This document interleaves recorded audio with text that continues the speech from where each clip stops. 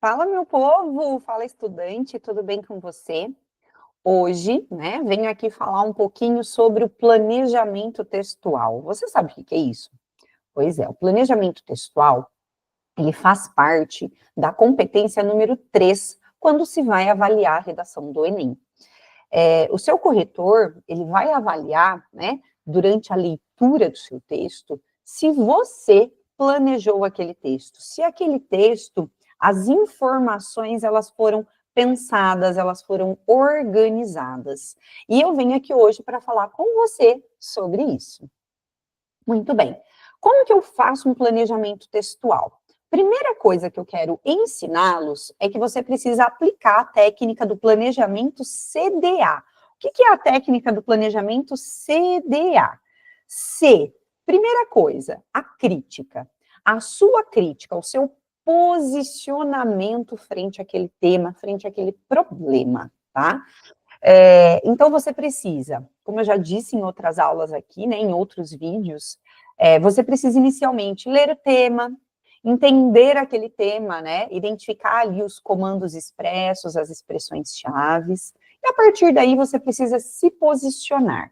Como que eu me posiciono? Primeiramente, eu preciso fazer uma afirmativa, eu preciso afirmar algo, tá? Nesse posicionamento, também é muito importante que você relacione, né, esse problema, esse seu posicionamento, com a atualidade, né, com os dias de hoje, trazendo ali um verbo no presente do indicativo, tá? São estratégias para fortalecer o seu posicionamento, a sua crítica.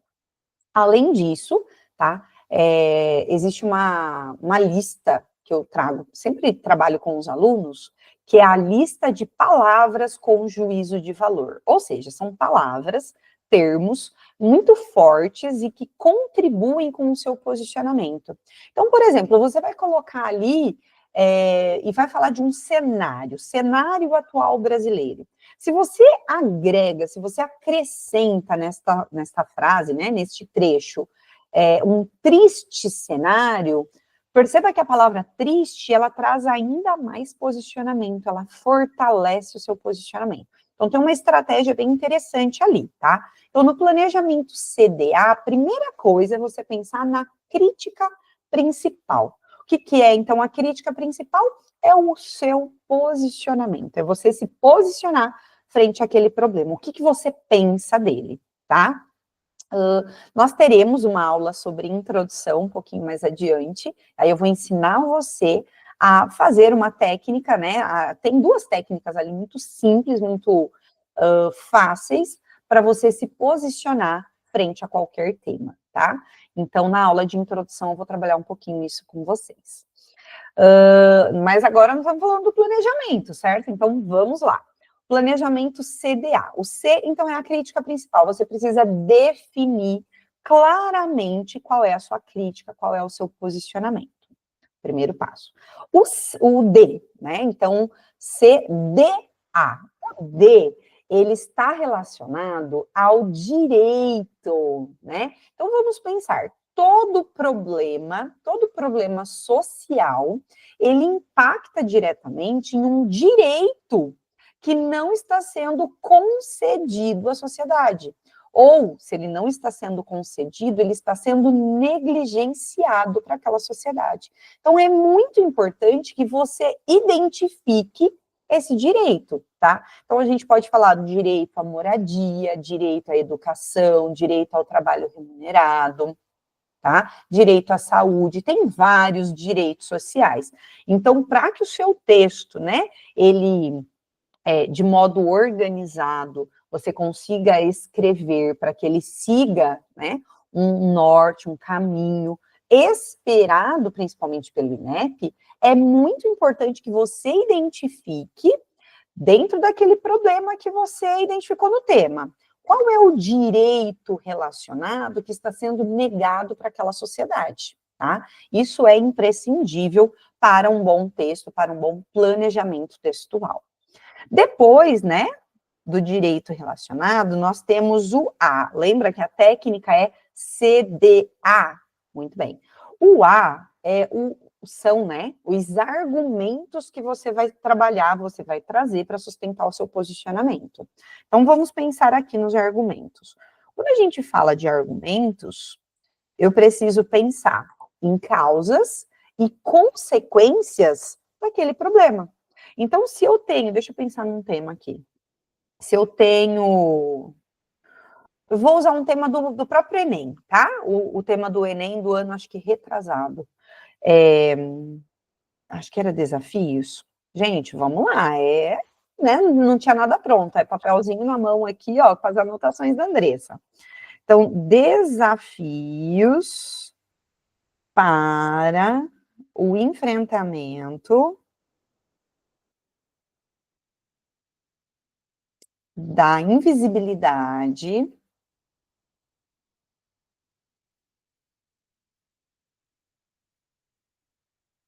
do trabalho de cuidado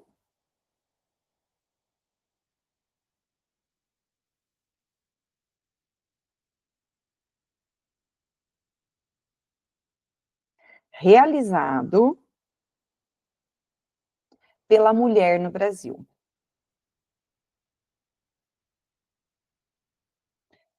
Eu não lembro se o tema é exatamente isso, tá? Mas é bem próximo a isso. Então, o que eu quero falar com vocês? Quando a gente começa a pensar nos argumentos, eu preciso pensar no meu problema. Qual é o meu problema deste tema? Qual é a palavra-chave, a expressão-chave deste tema? Quando nós vemos, né, um tema tão longo assim, eu preciso delimitar. O meu problema aqui é esse trabalho de cuidado que a mulher realiza no Brasil, mas que ele é invisível. O que significa esse invisível? Ele não é visto, ele não é valorizado, tá? Então, nós estamos falando de um trabalho de cuidado, e aí faz parte, né, daquela análise temática que eu ensinei na aula anterior para vocês, no vídeo anterior, no qual a gente pensaria, o que seria esse trabalho de cuidado? Então, eu posso estar falando de uma cuidadora de idosos, eu posso estar falando de uma acompanhante, eu posso falar de uma babá, eu posso falar de um professor de educação infantil, eu posso falar daquela mulher, né, que abandona sua carreira, que abandona aí o seu emprego para cuidar da família, para cuidar do lar, tá? Então, qual é o trabalho dela? É o cuidar, né? Então, ela cuida da roupa, ela cuida da alimentação, ela cuida da casa, ela cuida da família. Esse é o trabalho dela. E muitas vezes isso não é visto como um trabalho. Quantas famílias, muitas vezes dentro de casa mesmo, tem aquele hábito, minha mãe não faz nada. Peraí, como assim ela não faz nada, né? Ela não trabalha fora, mas e dentro de casa, tá? E eu vou além. Quantas mulheres têm uma carreira, têm uma profissão e tem ali um segundo, um terceiro turno quando chega em casa? Porque não tem ninguém que ajude, né? Então, ela trabalhou 8 horas fora, ela ficou fora de casa, e aí quando ela chega, ela tem criança para cuidar, para dar banho, para ver tarefa escolar, ela tem o jantar para fazer, muitas vezes ela precisa passar no mercado, ela tem uma roupa que ela precisa pôr para lavar. Então, essa análise temática, ela é muito importante para você identificar, né, dentro desse tema, quais são os elementos ali, chave, para que você use e faça um bom texto, tá? Quando nós falamos desses argumentos, nós precisamos sempre pensar, eu tenho um tema, eu tenho um problema do tema. E aí, a pergunta que fica é, quais são as causas desse problema? Como um exemplo que eu trouxe para vocês, né, que é a invisibilidade do trabalho de cuidado realizado pela mulher, com esse tema, a minha pergunta para você é, né, quais são as causas? Por que esse trabalho ele é invisível? Por que esse trabalho ele é desvalorizado? E aí, quando você encontra, né, informações, dados ali, os motivos, isso é um argumento. Assim como você pode pensar nas consequências. Quais são as consequências, dessa invisibilidade? Quando eu identifico essas consequências, eu estou pensando o quê? Nos meus argumentos. tá? Então, o planejamento CDA, para a gente encerrar, porque eu não vou fazer um vídeo longo para vocês hoje, é falar muito dessa organização textual, tá? Então, o primeiro passo é organizar qual é a minha crítica principal, qual é o direito relacionado, né, a este problema do meu tema, e elencar ali quais são os meus argumentos, tá? É muito importante que você pense também quais repertórios você vai trazer para sustentar o seu argumento. Que entenda aqui comigo. Por que eu preciso trazer os argumentos? O argumento será uma estratégia para mostrar para o seu corretor que aquele problema ele está sendo alimentado por algo. O que é que contribui para a manutenção daquele problema, por exemplo? Vão ser os seus argumentos. Você vai mostrar dentro do seu texto, né, como esse raciocínio ele acontece, tá bom? Então, pessoal, eu vou ficando por aqui.